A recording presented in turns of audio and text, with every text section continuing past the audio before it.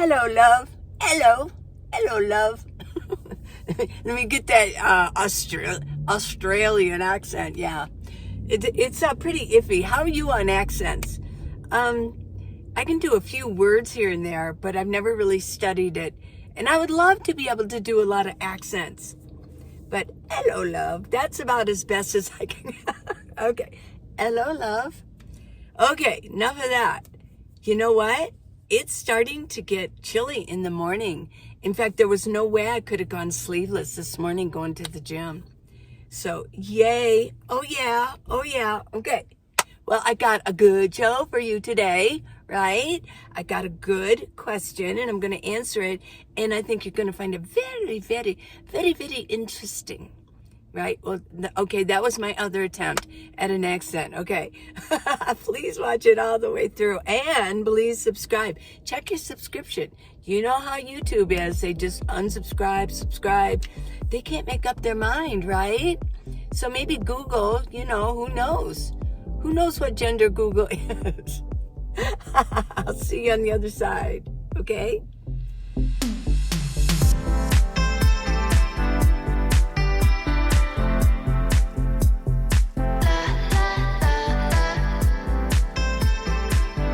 Okay, hi. I only have about this much left. How rude. Now that I don't make coffee and I do tea, it's all different. I don't really share as much. Oh my gosh. But yeah. Okay. This is from Texas Glitter. Hey, Miss Lee, I have a question. What is your most scariest thing that has happened to you while on the road? I can honestly say being on the road, I did do a video. It was called The Creepiest Things That Happened. But nothing really scary happened. There was one fella at a truck stop in Reno, and I parked there every once in a while. And this time when I parked there, I was in my van and I got out, and the parking spots were kind of close together. And I got out of my van. I was parked this way, and he was parked like facing the other way, but we were there. So I got out. It was just the perfect storm. I got out of my car. He got out of his car. Both of our front doors were open. So it was like this little space. His was open, mine was open, and it was awkward. It was very awkward. And he was a younger fella.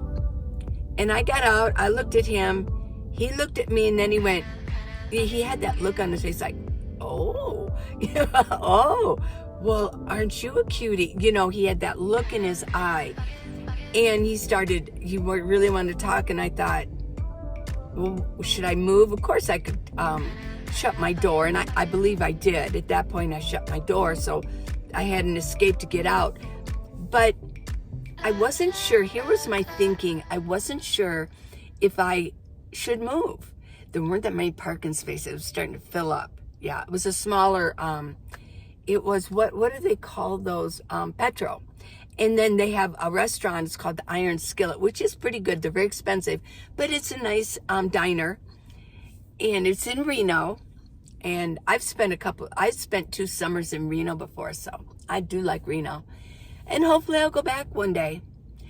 Well, so I thought I would kind of he was asking me questions, and I wasn't answering them, but I was trying to amuse him, okay. And I wanted to see if this guy was dangerous or not. I really didn't know. And, but eventually he wanted to he goes, let's go have coffee. And normally maybe I would, but because I was going to be there all night, I wasn't sure. And I really, I get lazy sometimes. It's like I'm parked. I got my window coverings up. I do not want to tear them down and move again and try to find a space. Well, I said, no. I go, no, I'm not into that, right?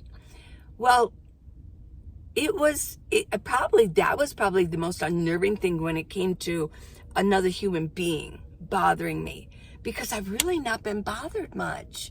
Although I could tell you a couple stories when I lived in the Sticks and Bricks, and through, things that have happened to me. Oh yeah. We're dealing with scary stuff, very scary. But that night, I decided, I guess if it would have been so bad, I probably would have felt it, that voice that said, but what I did was and I usually don't do that. I put my firearm right there. Loaded firearm. I put it right there handy. Yeah. Okay. Which I would never want to use, right? But, I will. But of course I will. And I know how to use it. Okay. So that's probably, I am pretty careful. Well, I love the city and I'm pretty careful in here. And I usually am around people. If I was out boondocking solo by myself, I'm sure I could have a billion stories I could tell you. Yeah. So that's one of the ones that kind of like, I wasn't sure what was going on. Okay. As a nomad. Texas Glitter goes on. Have you ever had anything unexplained happen to you while out and about? No, not really. I really haven't had, and I know what you're talking about. Things that have happened in my life, yeah, but not as a nomad. Yeah. Okay. Sorry about that. Thanks for all the awesome videos. You're welcome. I have learned so much. Oh, one more thing she says. This I want to talk about. When you park at stores and stuff, I love you. I love your language. You're just like normal folk. I like that. When you park at stores and stuff, yeah.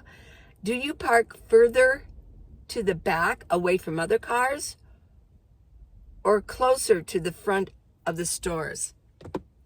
Okay, here's what I have found. Maybe in the beginning I kind of parked in the back, but here's what I have found.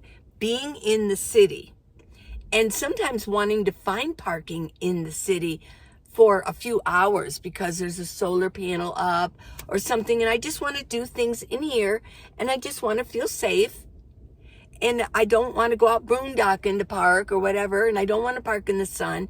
So if I can find some shade, and usually they're under solar panels at stores or gyms and things like that. Well, I used to park in the back. I did. But here's what I found. That a lot of nomads do park in the back. I think it's a psychological thing.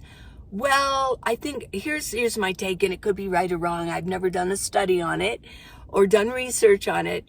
But what I felt was before I felt, well, I'm not really part of the group, so I'll go in the back. And there's this feeling of thinking, well, nobody can see me back there. Well, we do see everything back there, don't we? And so I have noticed that at one of the gyms that I park in, it has solar panels, and all the nomads are toward the back, because sometimes they'll pull out their chairs or whatever, they'll start camping out there. Well, I have found, here's what I found. A lot of them do this. Yeah. So if I park in the back, I usually have to move because in the summer, I've got my windows open, cracked, and I've got my fan blowing, trying to get some air coming in, and in comes cigarette smoke or pot smoke or vape. Because vape makes me nauseous. It really does. I think they're putting a lot of chemicals in it, and sometimes they put the flavoring in it. I'm like, no. The worst I've ever smelled was blueberry one time. My head went like for hours afterwards. My head was spinning. It just was. I'm very susceptible to a chemical smell, or chemicals getting in. And if I see somebody smoking up ahead, walking ahead, I will walk around it. Because one whiff, it gets in my nose, it goes up to my brain. I swear it doesn't. I wish it didn't. I really do. I mean, I'm not trying to like fake it or like, oh, smoking's horrible. If anybody wants to smoke, they can smoke. But it does and I know it makes other people ill. It just does one inhale of their secondhand smoke, and I almost feel it go up my, up my spine. Yeah. I don't like it. So I think it's called the brainstem. Isn't that awful? The brainstem. I used to think brainstem. Ooh, that sounds horrible. but it goes up it goes right up in there into my brain. Okay. So I can't do that. So now you're asking me what I do now? Oh, I park up front. I park as close to things as possible, like any other local would do, because I know that locals aren't going to sit and hang out for hours in a parking lot like I do. And I don't cause any trouble. I'm very clean. I don't have music. I don't have boom boxes. And I just want to sit in my van and do what I need to do. And in an hour or so, I will move on my way. But if I park towards away from the store, that's where all the nomads go. If it's a nomad kind of city, that's where they go. They just do. They do it. They think that they just want to be not away. I park as close as possible. I do whatever a local does, because they're the kind of people I want to park next to, because they'll just come in and out. They're not going to sit there and go like this all day. Or here's another thing too, is they're not going to just sit and run their engine. Okay? The people who are going to sit and run their engines and turn on their air conditioners, they will park away. I don't think they do it on purpose. It's just, okay, well, I'll go back over here. And if you have your car, I found this out the hard way. If you have your engine running and you're under solar panels and that you've backed in so that the back end of your car, where the exhaust is more towards the middle of the solar panels, because you usually have a space here, people park, and a space here. But if you're backed in and you're, like I said, your exhaust is in towards the middle, that solar panel keeps the exhaust from going up into the air. It kind of keeps it hovered. And I had one time, I had my window open, and all of a sudden I was editing, and all of a sudden I felt really woozy, like I was sick. I'm going, what's going on? Well, here, the car next to me, it was an older car, and he had his car running, and I didn't hear it. Once I opened my door, I think I'm so into my editing that I didn't feel well for a good probably 24 hours. It took a long time to get it out of my system. I had been breathing it in, not realizing it. So yeah, it's a big deal. I very much park towards the front where I know nomads aren't going to park. Yeah. So, and this guy who was running his vehicle, he may have not been a nomad. He just may have been some worker who just needed to take a break. He was on his lunch break or whatever, found the solar panels, backed up into it, but he didn't realize solar panels were going to keep, and it was an older car, so the exhaust was horrible. Yeah, I was sick for a good long while. So that's what I do, and I park close. Now, what was the rest? I think you had more. What was the rest of your? Yeah. Okay. Well, that was it. Basically, that's what I do. Yeah. And a lot of times, well, in the evening, I park in residential. And of course, there's nobody that's going to hassle me. It's a very safe neighborhood. And nobody's really going to hassle me with, sitting out there smoking. And usually my windows are rolled up anyways. Yeah. I've had to move many times to get away. Or what they do is I don't want to park away where a lot of other nomads are, because sometimes they run their radio loud. They're just hanging out, smoking cigarettes with their windows down, or standing outside, leaning against their car, smoking cigarettes. It's everywhere. I tell you, it's everywhere. Yeah. So these are some really good questions, everybody. I really enjoy it. Listen, you know what happened, Texas Glitter? I don't know what your real name is, but you and I were in this episode together. Yeah, you got a shout out, and we're almost like we're having a conversation, although you're all invited in. But I really do want to invite you in to the conversation, to go ahead and ask me a question. And nothing's off the table. If I really didn't want to answer it, I probably, wouldn't. But personal questions about van life, things like that. Yeah, I really enjoy it. I do want to show you something. Let me see if I can, what did I do with it? I'm going to show you a new find of mine. Get it out here. Yeah. And I'll show you two things.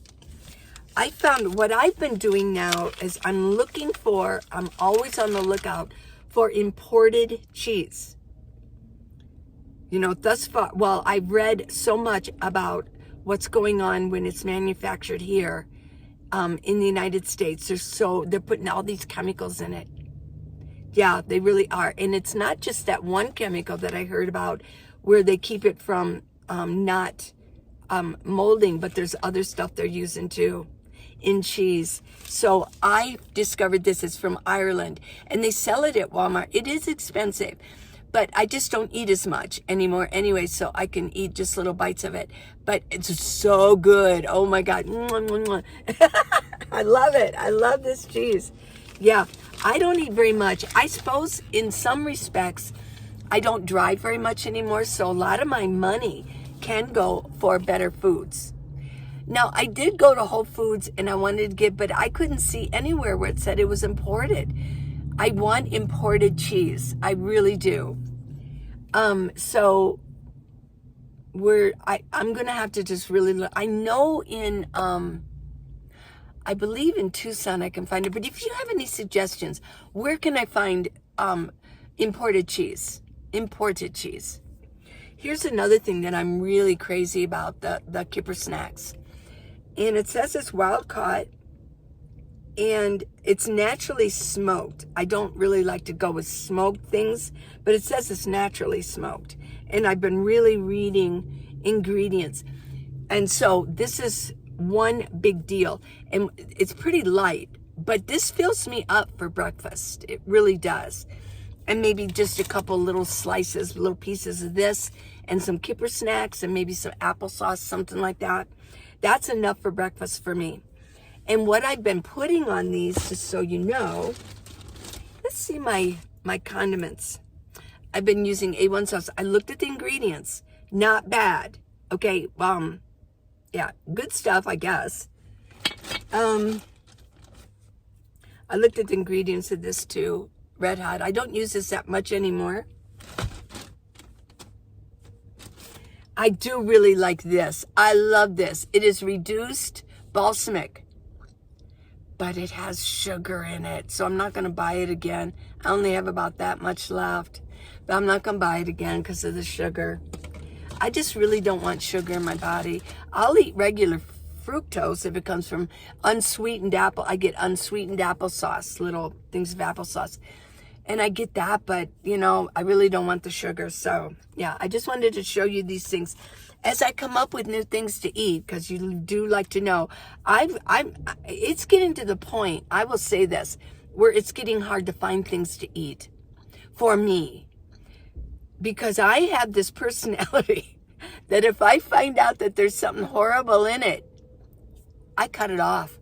It's like, no, I have gone this far taking care of myself. I am not going to let them kill me at the end and get sick. So, yeah. Okay, everybody. I hope you enjoyed this little chat. Thank you, Texas Glitter. So please ask me questions. We'll do a shout out. And it'll be really like almost your episode also. Okay? I love you guys so much. Please subscribe and check your subscription. Got the book, How to Live in a Minivan, and it's on Amazon. And if you want to give me a gift, minivanlee.com, just go in there, type it in, go in, and click on gifts. And I've got $5 is wonderful. I really do appreciate it. And it's totally secure and safe and easy peasy. Okay, tomorrow, I will see you tomorrow. I really do enjoy just talking to you once a day. I really do. And thank you for watching, spending 20 minutes with me. Bye now.